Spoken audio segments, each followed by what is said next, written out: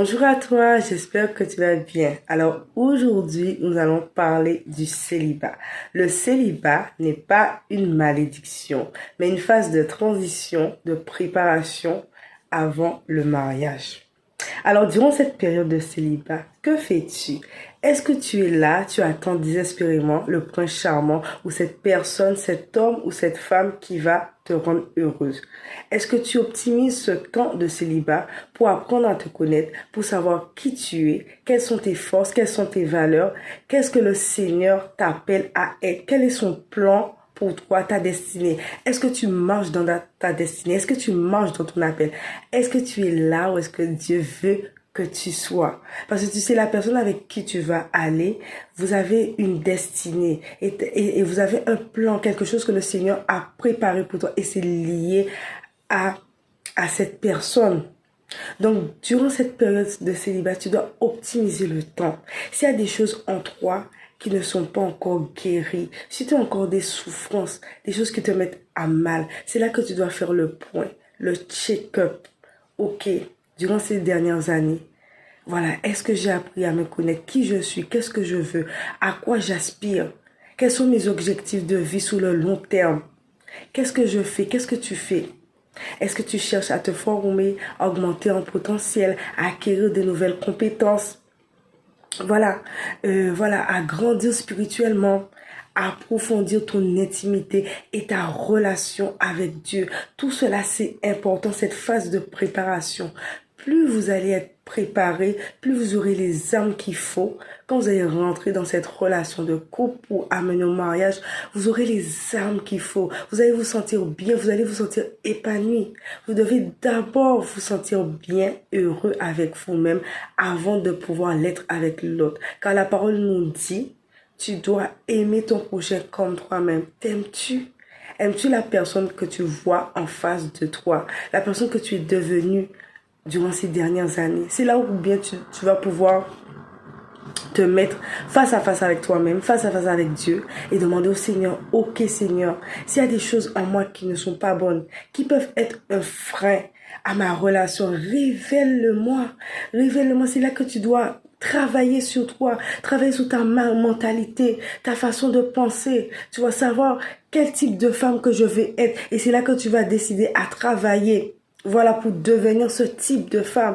Quels sont tes objectifs? Voilà, qu'est-ce que tu veux sur le long terme? Profite pour te former, pour acquérir des nouvelles compétences, pour grandir. Ne reste pas là à attendre, oisif, à laisser le temps passer. Non, profite de ce temps à bon escient, car des choses que nous pouvons faire quand on est célibataire, en étant marié, c'est pas la même chose. Là, aujourd'hui, je remercie Dieu parce que je me dis là, je suis dans ma période de célibat, de préparation. Et voilà, c'est là que j'ai pu me connaître, savoir qui j'étais, connaître mes forces, mes valeurs et également voir pas mal de choses qui n'allaient pas en moi, que le Seigneur a pu mettre en lumière et m'aider à travailler sur ça, sur mon caractère, sur mes blessures du passé qui n'étaient pas guéries.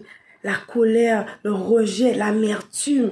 Parce que quand vous êtes une personne remplie de colère, de rejet, d'amertume, mais quand vous rentrez dans une relation comme ça, vous allez détruire la relation. Parce que le Seigneur dit, la femme sage bâtit la maison, mais la femme querelleuse, elle la renverse elle-même. Donc ne soyez pas cette femme ou cette personne qui va détruire sa propre maison, mais vous devez bâtir, vous devez construire. Mais pour cela, vous devez être bien dans votre tête, vous devez être bien dans votre esprit, vous aimez vous-même, aimez ce que vous voyez en face de vous. T'aimes-tu? Vous aimez. Mais plus vous êtes bien avec vous-même, plus vous allez pouvoir donner à cette personne ce que vous avez. On ne peut donner que ce qu'on a. Mais on ne peut pas donner ce qu'on n'a pas. Mais si vous êtes rempli de mauvaises choses, de haine, de colère, ben, quand des moments difficiles ou compliqués vont arriver dans la relation, comment vous allez agir? Est-ce que vous allez réagir, surréagir par émotion? Est-ce que vous aurez la paix? la joie, le calme en vous, quand les discussions, les problématiques vont arriver dans la relation, pouvoir vous poser, poser sagement avec votre partenaire, discuter, trouver des solutions. Ou si ça ne fonctionne pas, allez pleurer au pied de Dieu, mettre tout au pied de Dieu. Oui, parce qu'il y a des fois, il y a des choses qui nous dépassent et il y a des choses qui sont spirituelles et c'est que le Seigneur qui peut mettre sa main dans cette histoire et arranger les choses. Mais avant tout cela, il faut bâtir sa relation. Vous devez bâtir votre relation, votre intimité avec Dieu, votre vie de prière. Et durant ce temps, ça m'a permis de me rapprocher de Dieu, de connaître qui est Dieu, d'apprendre à le connaître, d'être sensible à sa voix, de pouvoir prier, de pouvoir jeûner pour qu'il puisse me libérer de certaines choses qui me rendaient esclave de certains poids du passé. Parce que c'est pas facile. Vous savez, quand vous venez d'une famille qui est compliquée, où les personnes ne se marient pas, où les personnes elles sont dysfonctionnelles. Et on va dire, vous êtes cette personne qui se dit, non, mais ce que ma famille a vécu, mon père a vécu, je veux pas vivre cette vie-là. J'aspire à mieux, je veux donner à mes enfants mieux. Mais quand vous voulez changer les choses, il y a ce combat contre la chair, et il y a ce combat spirituel, parce que aussi, il faut dire qu'il y a tout l'aspect spirituel des entités, des familles. Quand les familles elles sont peut-être pas mariées, côté papa, maman, vous voyez que très peu de personnes sont mariées ou pas du tout, ce que j'ai pu constater. Mais si les personnes se marient, ça tourne vite à la catastrophe. Soit les hommes sont infidèles, ils sont adultères, ou bien soit les femmes finissent par la débauche et vous voulez changer la norme. Des fois, c'est compliqué, il faut vraiment batailler, il faut vraiment jeûner. Et pour moi, ça a été une lutte, ça a été un combat. Parce que avant de venir à Christ, je voyais, mais tout ce que je ne voulais pas, la vie que mon père et ma mère avaient eue, malgré eux par rapport aux situations, je voyais que c'est ces choses-là qui se reproduisaient. Parce qu'on va dire c'est des choses qui sont générationnelles en fait. C'est des choses qui sont dans le sang. Et des fois, malgré vous, vous dites que vous ne voulez pas vivre certaines choses et vous voyez que vous revivez certains héritages de votre famille, des choses depuis l'esclavage, des choses que vous voyez que votre grand-père, votre grand-mère, votre tante, votre tante ont vécu et vous dites non. Et c'est vraiment le Seigneur qui va pouvoir détruire les mauvaises fondations de vos familles pour bâtir sur des relations saines. Mais il faut déjà être ancré avec Christ, marcher avec le Seigneur, faire sa volonté. Voilà, être obéissante à sa parole, être là où est-ce qu'il veut que nous soyons afin qu'il puisse nous propulser vers notre destinée. Mais il faut être obéissante au Seigneur. Parce que voilà, si moi j'étais rentrée dans un mariage, dans une relation, j'aurais détruit cette relation parce que j'étais pas prête mentalement, psychologiquement, spirituellement. Il y avait des choses qui n'allaient pas. Donc c'est important que tu te prépares, cher homme ou chère femme de Dieu, homme ou femme tout court, tu dois te préparer. Tu dois être bien avec toi-même, en paix avec toi-même pour pouvoir donner l'amour qu'il faut à cette personne. Car on ne peut pas donner ce qu'on n'a pas. Si vous êtes rempli de mauvaises choses, vous allez pouvoir donner que des mauvaises choses à cette personne. Mais si vous êtes bien dans votre esprit, bien dans votre âme, vous allez vous compléter. Certes, il y aura des hauts et des bas, mais le travail aurait déjà été fait en amont. Vous aviez déjà travaillé sur vous. Vous avez déjà travaillé sur tout ce qui est le côté spirituel, le côté charnel, votre caractère. Voilà, votre façon de penser, votre façon de voir des choses. Voilà. Avoir un homme qui craint Dieu, qui marche selon ses voies, qui est obéissant à la parole de Dieu, surtout qui veut faire la volonté de Dieu. Parce que quand vous êtes avec cette personne qui craint Dieu, qui marche selon ses voies, il y a certaines choses qu'il ne pourra pas faire parce que il sait qu'avant lui, il y a le Seigneur. Quelqu'un qui veut refléter Christ, l'image de Christ, qui cherche à faire la volonté de Dieu avant toute chose. Donc cela est vraiment important. Voilà, cela est vraiment important. Parce qu'il y a des personnes qui peuvent être des années dans la foi, qui se battent encore avec certaines choses, qui ne sont pas encore converties, nées de nouveau.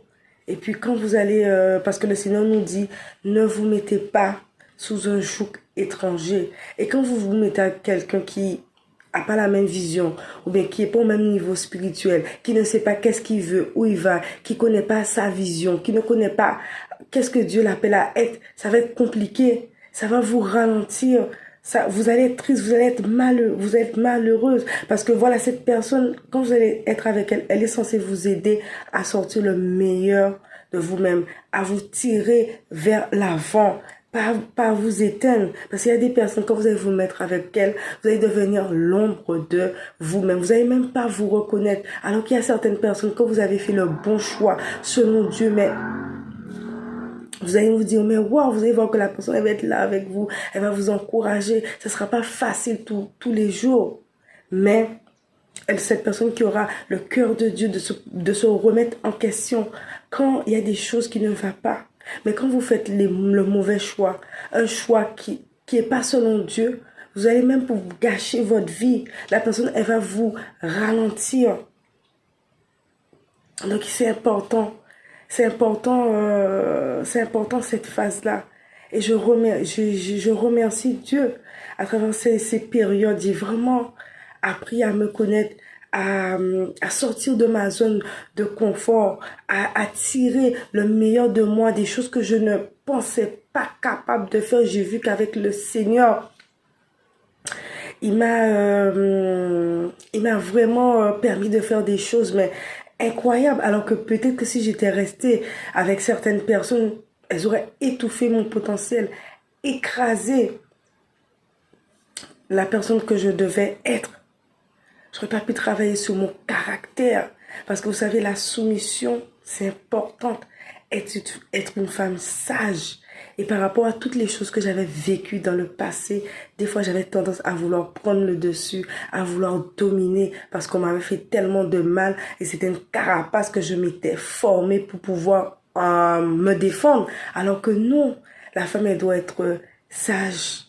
Elle doit être soumise, voilà, à ne pas... Elle doit connaître sa place. Quand vous ne connaissez pas votre place en tant que femme, selon ce que Dieu dit dans sa parole, vous allez faire n'importe quoi. Vous allez détruire votre foyer et vice-versa. Qu'est-ce que Dieu attend de toi?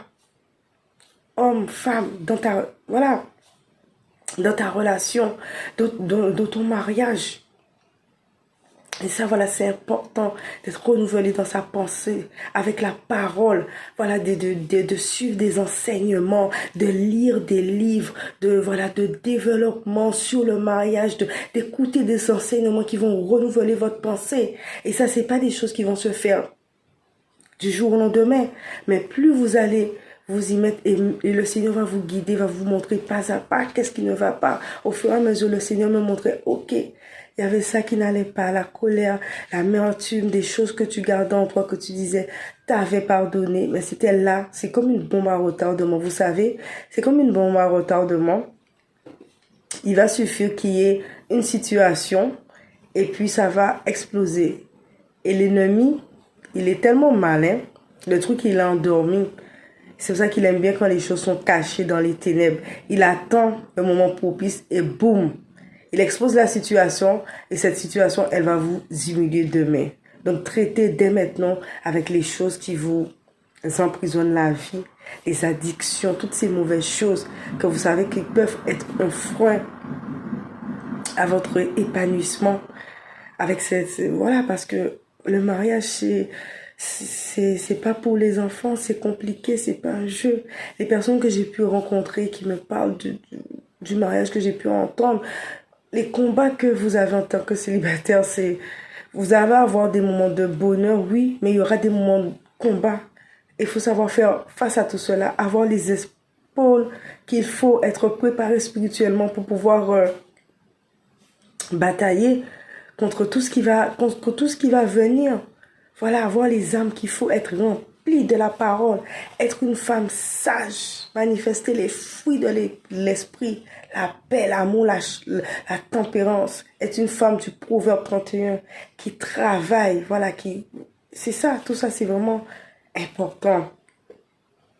Être à l'image de Dieu, manifester son caractère, savoir qui je suis, connaître son appel, travailler sur soi, ne pas hésiter à se faire aider, Moi, il m'a fallu voir des psychologues, une coach qui m'a accompagnée pendant 1 an pour travailler sur moi.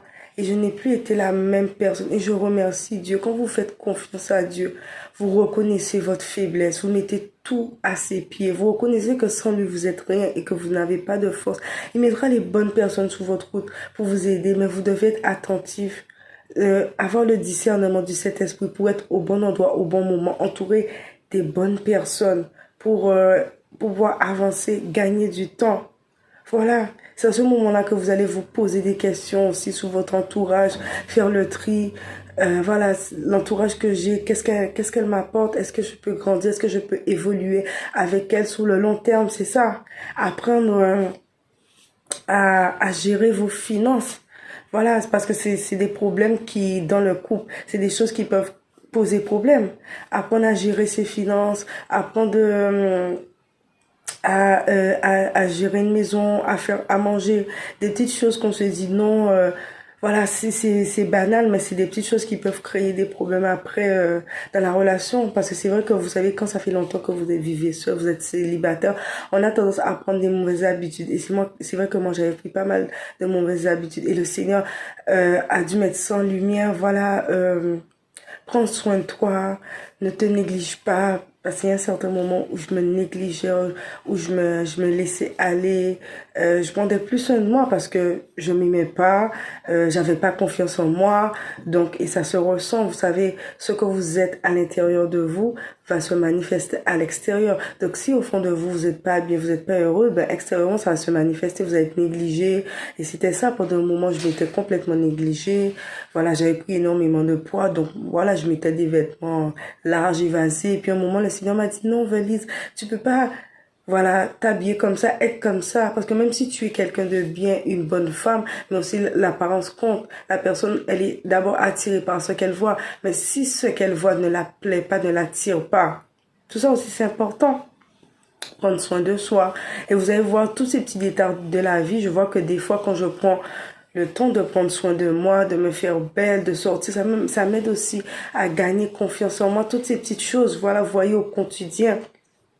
Voilà, apprendre à tenir une maison, apprendre à faire à manger. Toutes ces choses-là, ça c'est maintenant, c'est pas dans le mariage ou dans la relation que vous allez les apprendre parce que ça va être compliqué, surtout quand on aura des enfants. Donc tout ça, voilà, mettre ça au pied du Seigneur et surtout confesser les choses qui sont au fond de vous, ne pas les cacher. Puis vous allez confesser, vous allez vous libérer de cela et plus l'ennemi n'aura pas n'aura plus cette emprise sur vous. Cela est vraiment important pour être pleinement heureuse dans votre relation. Parce que quand vous allez acquérir la connaissance avec la parole, ben, il y a certaines choses que l'ennemi, il va pas pouvoir utiliser contre vous. Il pourra pas vous manipuler parce que vous aurez la connaissance. Vous allez savoir votre place en tant que femme, en tant qu'homme. L'homme, il doit aimer sa femme comme Christ a aimé l'Église. La femme, elle doit être soumise. Donc, il est important de vous entourer des personnes voilà, qui ont de l'expérience, un père, une mère spirituelle, quelqu'un qui va pouvoir vous accompagner, un mentor, une coach, voilà, pour vous aider dans cette voie.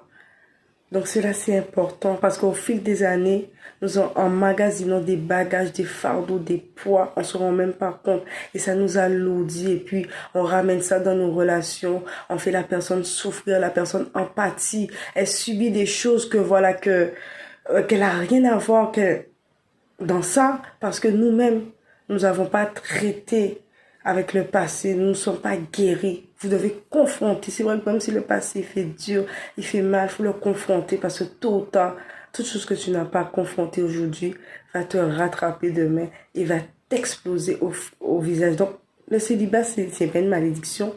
Dis Dieu merci, sois béni. Dis Dieu merci, tu es béni. Parce qu'il y a des personnes qui n'ont pas eu cette chance, cette opportunité de se préparer, de savoir qui elles sont, quel genre de femmes elles sont, leur potentiel, leur valeur. Et si, mon Dieu, elles ont eu le malheur de tomber sous quelqu'un de mauvais, de pervers, de toxique, mais cette personne les éteint. Elle devient l'ombre de elle-même. Alors que toi, tu as un privilège de travailler sur toi, ton caractère, de développer ton potentiel, de devenir cet homme et cette femme que Dieu t'appelle. C'est une grâce. Et pour moi, je dis, Seigneur, merci, c'est une grâce que tu m'as donné cette chance. Je ne suis pas meilleure qu'une autre, je ne suis pas plus qu'une autre, mais tu m'as donné cette chance, c'est une grâce parce que avant, c'était catastrophique. Rempli de colère, de rejet, de haine, d'amertume. Voilà, je ne m'aimais pas. Et le Seigneur a mis sans lumière, ça doit travailler sur ça. Voilà, guéri, voilà, avec le Saint-Esprit, la restauration de mon cœur, de mon âme, des blessures. Voilà, dû aux abus sexuels, dû au mépris, au rejet, à tout ce que j'ai pu vivre. Mais qu'est-ce que j'aurais pu apporter dans une relation en étant comme ça à ma famille? Et c'est tout ce que j'avais vu mes aïeux, ma mère, mon père vivre, que je ne voulais pas, que j'aurais transmis à mon enfant. Mais je dis, mais Seigneur, tu m'as sauvé. Tu m'as sauvé. Tous les jours, je remercie Dieu. Je dis, Dieu, tu m'as sauvé. Tu m'as sauvé. Si j'aurais eu des enfants, qu'est-ce que ça aurait été la catastrophe? Je remercie tellement le Seigneur encore. Je dis pas que je suis arrivée là. On finit jamais d'apprendre. Tous les jours, je prie. Je dis, Seigneur, montre-moi encore. Révèle-toi à moi. Montre-moi qu'est-ce que je peux encore travailler, qu'est-ce que je peux encore améliorer, que je peux dépasser en moi. Fais confiance à Dieu, il va te guider, il va t'éclairer.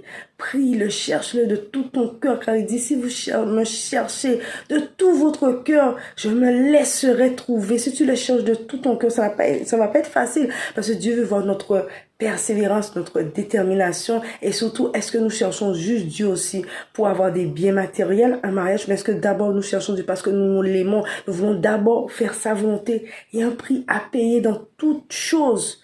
Nous devons payer le prix personnel. Voilà, servir Dieu pendant ce temps, faire la volonté de Dieu, faire quelque chose pour Dieu, travailler aussi pour le royaume, servir le Seigneur, servir les autres, aider les autres, gagner des âmes à Christ, faire sa volonté. Qu'est-ce que tu fais pour Dieu durant ce temps? Qu'est-ce que tu fais pour Dieu? Parce que des fois, quand tu vas travailler pour Dieu, c'est là peut-être que tu vas tomber sous cette personne que Dieu a pour toi, mais qu'est-ce que tu fais pour le royaume? Est-ce que tu es un serviteur inutile? Moi, je me suis toujours dit, quand je suis arrivée au Seigneur, j'ai dit, Seigneur, tu me vois et tout. Je suis pas parfaite, je suis pécheur, je suis remplie de péchés, je suis imparfaite, mais j'ai dit, Seigneur, je veux faire quelque chose, je veux faire quelque chose pour toi. J'ai dit, Seigneur, je suis pas parfaite, regarde ma vie, je suis cassée, mais je veux être utile pour toi. Je dis, je veux pas être un serviteur inutile. On est là. Ah, Seigneur, aide-moi. Ah, Seigneur, donne-moi. Ah, Seigneur, fais ci, fais ça pour moi. Mais nous, qu'est-ce qu'on fait pour Dieu? Qu'est-ce qu'on fait pour Dieu? C'est important de faire ce que Dieu veut. De faire la volonté de Dieu. Faire des nations, des disciples. Aider, être là pour les autres. C'est ça, voilà. Manifester l'amour pour les autres. C'est ça, voilà, être la vraie religion. Aider les veuves, aider les pauvres. Voilà, ne pas être concentré sur soi, que moi, le moi et tout. Qu'est-ce qui se passe autour de toi? Tu vois ce qui se passe autour de toi? Voilà, des fois on est là, on se plaint de ci, de ça, mais on se voit même pas déjà de tout ce que Dieu nous a déjà donné, il nous a tout donné. Il nous a tout donné, alors qu'il y a des personnes qui sont là, qui n'ont même pas le quart de ce qu'on a, qui souffrent, qui sont malheureux. Regarde autour de toi tout ce que tu as, même si c'est pas beaucoup, mais le peu que tu as, remercie Dieu. Et c'est aussi dans la gratitude, en rendant grâce à Dieu, j'ai remarqué que aussi ça débloquer des portes, d'arrêter de me plaindre quand j'étais là tout à me lamenter, à me plaindre, oh Seigneur, j'ai pas ci, j'ai pas ça, j'ai pas ça. Alors qu'il y a des personnes, mais des fois, tu vois qu'elles ont même pas de toit sous la tête, elles ont rien, mais elles sont heureuses. Et toi, t'as tout. Rendre gloire à Dieu, être utile pour les Seigneurs. Et c'est là aussi des portes vont s'ouvrir. Travailler pour Dieu. Qu'est-ce que tu apportes au monde? Qu'est-ce que tu apportes à la société? Est-ce que tu vis que pour toi, pour tes envies, pour tes désirs? Voilà. Tu vis que pour toi, t'es appelé sur la terre à vivre comme ça et puis c'est fini, tu meurs. Non, t'es pas appelé sur la terre juste pour vivre comme ça et puis voilà, tu pars, tu meurs comme ça. Non, nous avons tous une mission sur terre, une destinée. Dieu nous appelle à quelque chose dans chaque sphère de la société. C'est ça. Voilà, faut connaître ça. Voilà sa volonté, faire la volonté du Père. Tu pries, tu demandes à Dieu, Seigneur, aide-moi à connaître ta volonté. Tu m'appelles à quoi? paye le prix dans le jeûne, de la prière. Des fois, c'était difficile. J'en avais marre pendant 2 ans, 3 ans, 4 ans, je priais, je pleurais, j'avais pas de réponse, j'étais fatiguée, épuisée, des fois, j'avais même pas de force pour prier. Mais je disais non, je sais que qu'est-ce que j'ai laissé dans le monde et je sais que j'avais choisi la bonne part, ce qui m'attend avec Dieu. Je voulais plus retourner là-bas. Pour moi, il n'y avait pas deux chemins. Dieu te dit, voilà, il n'y a pas deux chemins. C'est soit la mort, soit la vie. Moi, je voulais la vie. Je me disais, si c'était ça, souffrir l'enfer sous terre, tout ce que j'avais vécu, je dis non. Je veux pas partir en enfer. Non, pour moi, c'était Dieu. Mais c'était difficile parce qu'il y a ce combat de l'ennemi. Quand vous avez été toute votre vie dans les ténèbres, dans la débauche, à faire du n'importe quoi, à vivre pour vous, à malmener votre vie. Mais vous étiez dans le bain de Satan.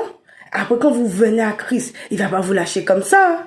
C'est un combat, mais il faut lutter. Quand vous savez que Dieu, il a déjà tout payé à la croix. Quand il a dit qu'on va souffrir sur la terre, mais qu'il a déjà vaincu la mort. On peut tout par lui, tu peux tout par lui. Même si des fois c'est difficile, ne lâche pas. N'abandonne jamais Dieu. Quand tu as choisi la bonne part qui est Jésus-Christ, peu importe ce que tu peux vivre aujourd'hui, peu importe le temps que ça prendra, accroche-toi à Dieu, car sache tôt ou tard, si tu persévères dans la foi, dans la prière, dans le jeûne, tu es sincère avec Dieu, il finira par te répondre, il va te récompenser parce qu'il voit que tu ne cherches pas forcément tes propres intérêts, mais tu cherches à le servir. Donc tiens bon, sois utile pour Dieu, sois utile pour le royaume. Prépare-toi comme il faut.